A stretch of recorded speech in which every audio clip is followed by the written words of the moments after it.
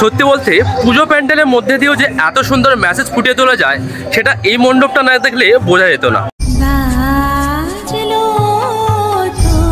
সত্যি বলতে আপনাদের চিন্তা ভাবনা, আপনাদের ভাবনাকে সত্যি কুর্নিশ জানে, কারণ এরম চিন্তা ভাবনা সত্যি খুব কম পুজো মণ্ডপে দেখতে পাই।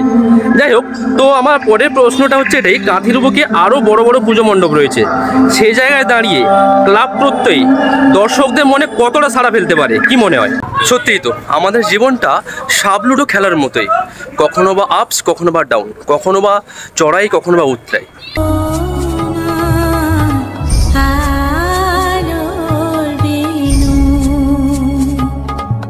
শুভ চতুর্থী। হ্যাঁ, বাঙালিরা সারা বছর যে সময়টার জন্য অপেক্ষা করে থাকে সেই দিনটা এসেই পড়েছে। হ্যাঁ, বাঙালির শ্রেষ্ঠ পূজা দুর্গাপূজার আমরা এসেই পড়েছি। দুর্গাপূজা মানেই সব থেকে বড় যেটা হলো সেটা হলো প্যান্ডেল হপিং, মণ্ডপ ঘোরা, মণ্ডপে প্রতিমা দর্শন করা, সব কিছু। তো আমিও সেই উপলক্ষে আজকে চলে এসেছি আমাদের কাঁথি, মানে পূর্ব মেদিনীপুর জেলার কাঁথির বেশ কিছু বড় বড় পুজো মণ্ডপ তুলে ধরবো বলে। আমি অলরেডি কাঁথির দুটো বড় পুজো মণ্ডপ তুলে ধরেছি, এক ইউথ গিল্ড এবং নান্দনিক ক্লাব, আর সেই দুটো ভিডিও অলরেডি আমি এন্ড স্ক্রিনে দিয়ে রাখলাম, দেখে নেবেন। তো আজকে বেশ কয়েকটি পুজো মণ্ডপের উদ্বোধন হলো, সেই দৃশ্য আপনাদের জন্য ফুটিয়ে তুলবো, তাই ভিডিওটা শেষ পর্যন্ত দেখার জন্য অনুরোধ রইল।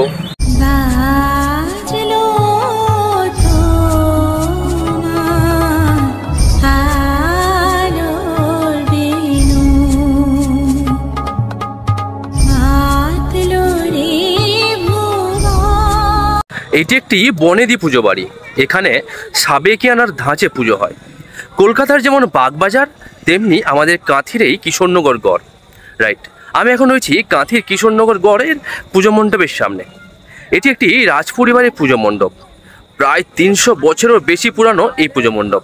পূর্ব মেদিনীপুর জেলার কাঁথি মহকুমার প্রাচীন বনেদি বাড়ির পুজো কিশোরনগর গড় রাজবাড়ির দুর্গাপুজো 3 শতাব্দীর ইতিহাসের সঙ্গে নিয়ে আজও সমান মর্যাদায় পূজিত হয় এই রাজবাড়ির দুর্গা প্রতিমা।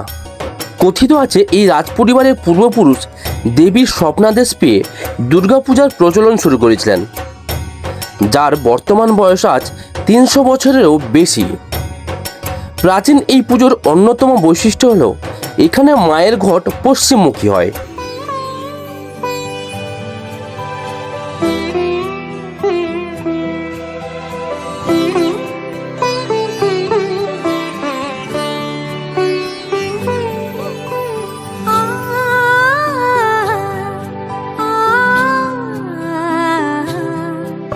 সত্যিই তো আমাদের জীবনটা সাবলুডো খেলার মতোই, কখনো বা আপস, কখনো বা ডাউন, কখনো বা চড়াই, কখনো বা উতরাই, এরকমই কিছু একটা থিম করতে চলেছে আমাদের এই পুজো মণ্ডপটি। দেখুন পেছনে পুরো সাবলুডো খেলার যে জিনিসগুলো হয়, সঙ্গে দাবা খেলা, সেই সমস্ত থিম এখানে ফুটিয়ে তোলা হয়েছে, আপনাদের দেখানোর চেষ্টা করি। আর এই জায়গাটা দেখুন, পুরোটা চেস খেলার যে অংশ সেগুলো তোলা হয়েছে। এই পুজো মণ্ডপটি কাঁথি দীঘা বাইপাসের কাছে হয়ে থাকে।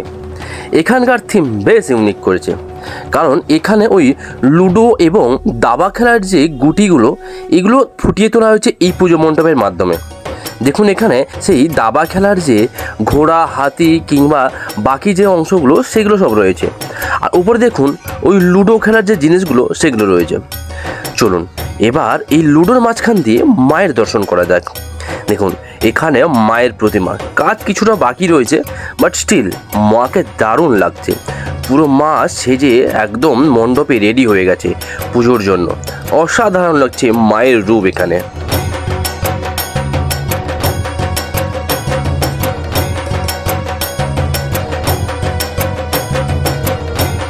আশা করি বুঝতেই পারছেন এখন আমি ঠিক কোথায় এসেছি।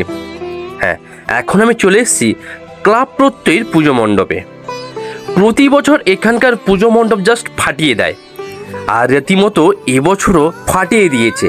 হ্যাঁ, এক কথায় ফাটিয়ে দিয়েছে, কারণ এখানকার থিম জাস্ট এক কথায় ওয়াও।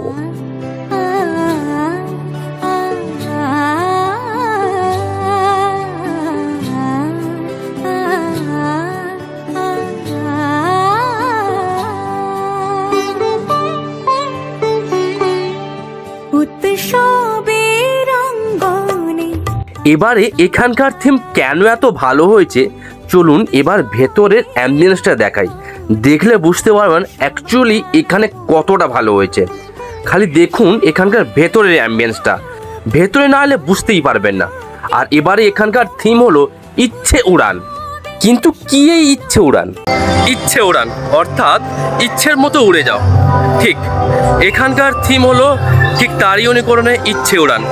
আমি এখন আছি ক্লাব প্রত্যয়ী। ক্লাব প্রত্যয়ী মানে একটা চমক।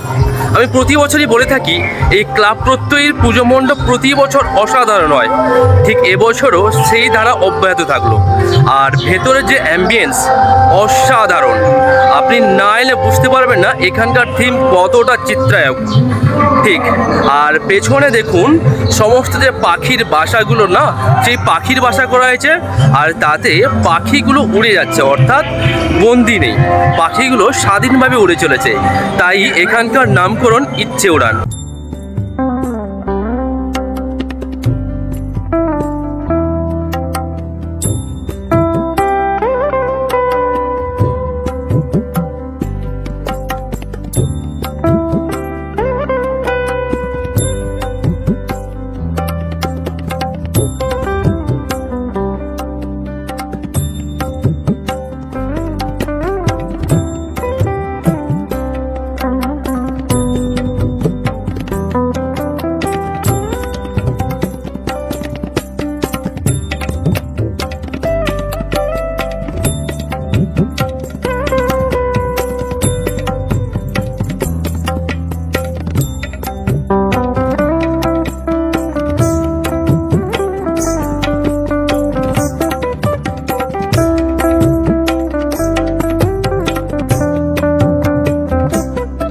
চলুন পুরো মণ্ডপটা এবার আপনাদের এক এক করে বলে দিই কোথায় কি হয়েছে।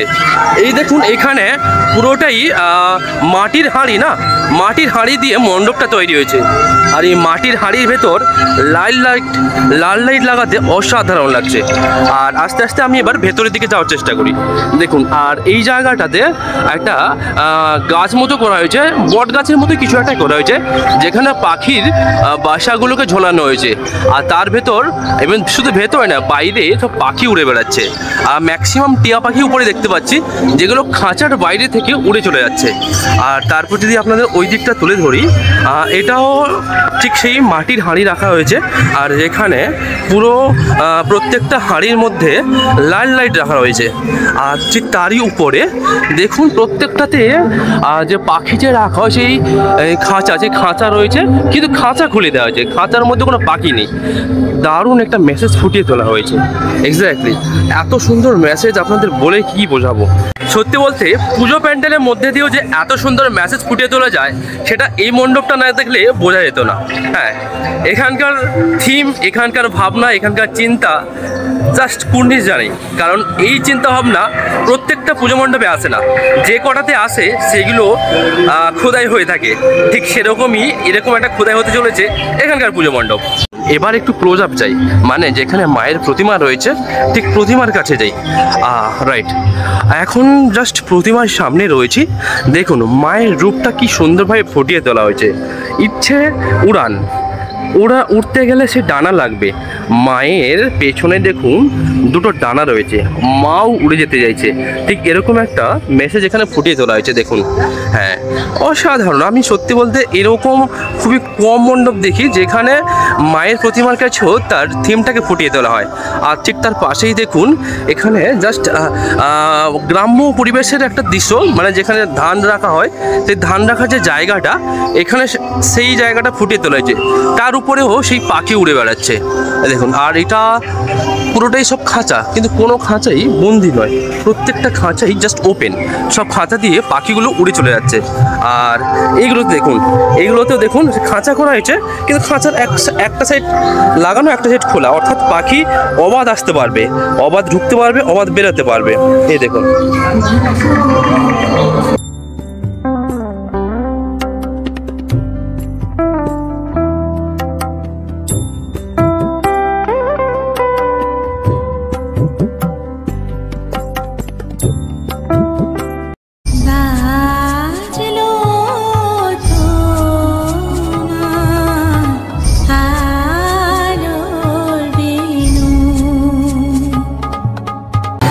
কাঁথি কেন, সারা কলকাতার মধ্যে আমি এরকম প্রতিমা দেখিনি যেখানে প্রতিমার মধ্যেও মেসেজ ফুটিয়ে তোলা হয়েছে। আপনার নামটা আর পরিচয়টা যদি জানতে পারি। আমার নাম অরিজিৎ জানা, আমি কন্টাই প্রত্যয় গ্রুপের ক্যাশিয়ার।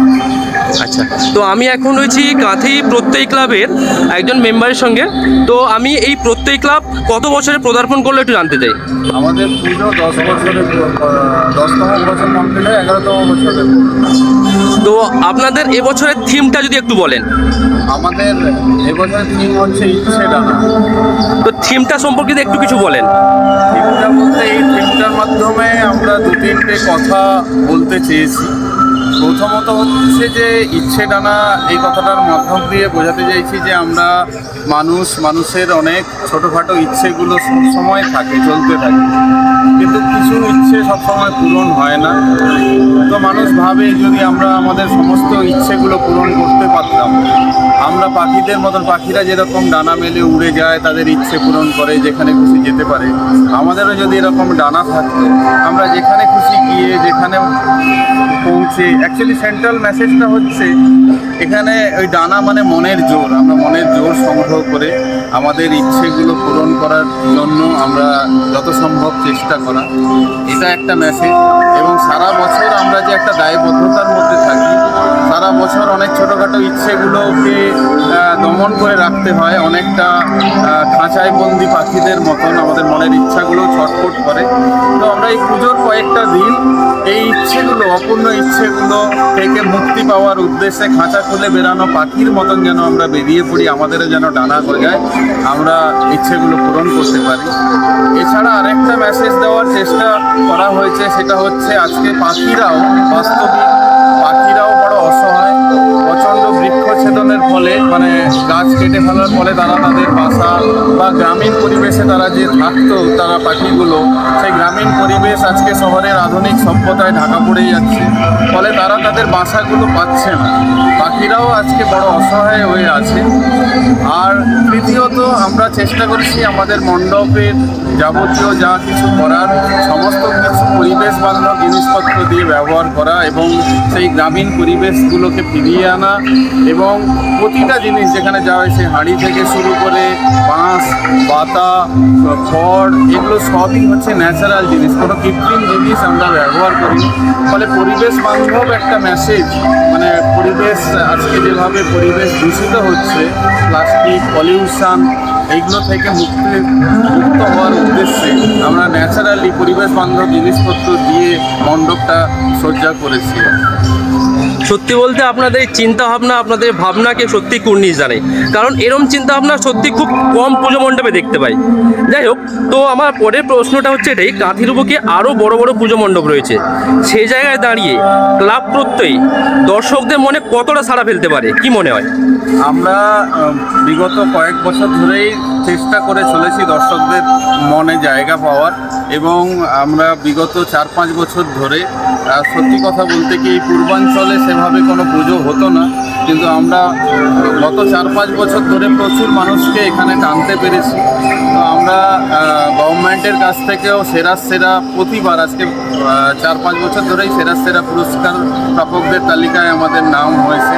তাই আজকে আমাদের এখনও মণ্ডপ উদ্বোধন হয়নি, এই আরেকটু পরেই উদ্বোধন হবে। তা সত্ত্বেও আপনি নিশ্চয়ই লক্ষ্য করছেন দলে দলে মানুষ আসছে, একদম, এবং আমরা তাদের এই ভরসার জায়গাটা তৈরি করতে পেরেছি, এতে আমরা গর্ব অনুভব করি, আমরা সত্যিই আনন্দিত। এবং আমরা চেষ্টা করে চলেছি, নিরন্তর প্রয়াস আমাদের বলতে পারেন, মানুষের মনে যে ছাপ আমরা ফেলেছি বিগত কয়েক বছর ধরে, সেই ধারাটা যাতে আমরা অব্যাহত রাখতে পারি। দর্শকদের উদ্দেশ্যে কিছু বার্তা দিতে চান? হ্যাঁ, দর্শকদের উদ্দেশ্যে বার্তা দিতে চাই এটাই, আজকে বিগত কয়েক মাস ধরেই আজকে পশ্চিমবঙ্গের সাধারণ মানুষ একটা ঘটনা নিয়ে, আপনি নিশ্চয়ই জানেন, অভয়ার ঘটনা নিয়ে একদম মনের মধ্যে তারা ব্যথা বেদনা নিয়ে, এবং সামগ্রিক স্তরের সমস্ত স্তরের মানুষরা দলবদ্ধ হয়ে, জোটবদ্ধ হয়ে আন্দোলনে নেমেছে এবং তাদের মনের মধ্যে খুবই কষ্টের জায়গা। পুজোটাকেও তারা ঠিক সেইভাবে মানে আপনি হয়তো লক্ষ্য করে দেখে থাকবেন এই বছরের পুজোটায় সেভাবে যেন সাড়া দিচ্ছিল না। তবে আস্তে আস্তে মানুষ এই পুজোর কয়েকটা দিন আমি চাই যে মানুষ দুঃখ তো থাকবে, শোক থাকবে এবং আমরাও চাই বিচার চাই এবং আমরা চাই এই আন্দোলনের ধারা অব্যাহত থাকুক। কিন্তু এই পুজোর কয়েকটা দিন অন্তত সব কিছু থেকে একটু মাথাটা সরিয়ে আবার স্বাভাবিক জীবন, কারণ সব সময় কষ্টটাও তো ভালো লাগে না। এই পুজোর কয়েকটা দিন আপনারা আনন্দ উপভোগ করুন এবং তার সঙ্গে মনের মধ্যে এই পুজোর আনন্দের মধ্যেও সবাই সবার সঙ্গে মেলামেশা করে এই যে অভয়ার বিচারের দাবিটা চাওয়ার এই যে জার্নিটাকে কন্টিনিউ করুন, কিন্তু মেলামেশা করুন। এই পুজোর পরিবেশটাকেও ব্যবহার করুন, সবাই সবার সঙ্গে দেখা করুন। আপনারা বাড়ি ছেড়ে বেড়ান, দুঃখের জায়গা থেকে একটুখানি আনন্দের জায়গায় আসুন। এটাই আমার দর্শকদের উদ্দেশ্যে আমাদের গ্রামের পক্ষ থেকেও মেসেজ যে আমরা কয়েকটা দিন অন্তত এই পুজোর কয়েকটা দিন একসঙ্গে জোটবদ্ধ হই, নিজেদের কথা বলি। আমরা এখান থেকেও মেসেজটা দিতে পারি যে না, আমরা শুধু আনন্দের মধ্যেও ডুবে নেই, আমরা আনন্দের সঙ্গে সঙ্গেও আমরা বিচারের যে দাবি আমরা জানিয়ে চলেছি সাধারণ মানুষ প্রত্যেকটা স্তরের, আমরা সেই দাবিটাকেও কন্টিনিউ করব। ধন্যবাদ। আর আপনার এই চিন্তাভাবনা, আপনাদের ক্লাবের চিন্তাভাবনা সত্যি কুর্নিশ জানে, এরকম চিন্তাভাবনা সত্যি খুব কম দেখা যায়। ভালো থাকবেন, পুজো খুব ভালো কাটুক। আরেকটা কথা বলবো, একদম সেখানে আমরা আজকে আমাদের মেম্বারদের সবাইকে দেখবেন, আজকে আমাদের যে প্রতি বছর আমরা নিজেদের জন্য একটা পাঞ্জাবি করি, তো এবারে আমরা তাই দেখতে পাচ্ছি এই এতে আমরা কালো পাঞ্জাবি সবাই এইখানে দেখতে পাচ্ছি প্রত্যয়ী আমরা মুষ্টিবদ্ধ হাত, আমরা একটা বিচারের দাবিও এর মধ্যে রয়েছে এবং আমাদের প্রত্যেক মেম্বারকে আমরা ক্যামেরাটা আপনাদের ঘোরাতে বলবো। দেখুন সবাই কালো পাঞ্জাবি পরে রয়েছে। তো মোটামুটি আপনাদের যে দাবি সেটা হচ্ছে জাস্টিস ফর আরজিকর, বাট আমরা কয়েকটা দিন একটু নিজেদের মধ্যে মেলামেশা করে নিজেদের মনের ভাবটাও প্রকাশ করতে পারি। এই লড়াই চলতে থাকুক, সকলে আপনাদের পাশে আছে। ধন্যবাদ, ভালো থাকবেন। ধন্যবাদ আপনাকে অনেক। চলুন এবার এই পুজো মণ্ডপের উদ্বোধন শুরু হবে। ফিতে কেটে উদ্বোধন করবেন এখানকার মহারাজ। সেই দৃশ্য এবার আপনাদের জন্য তুলে ধরছি। মহারাজ এখন সামনে মায়ের প্রতিমার সামনে রয়েছেন, এই ফিতে কেটে এবার উদ্বোধন করবেন।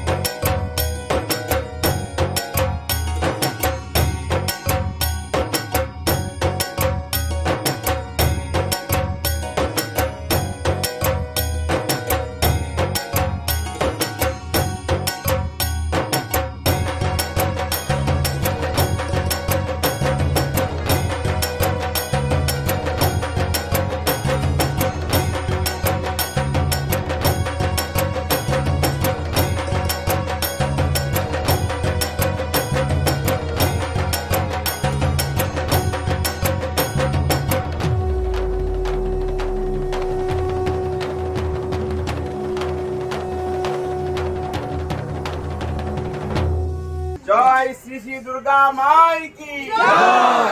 जय श्री श्री दुर्गा माई की जय। जय श्री श्री दुर्गा माई की जय।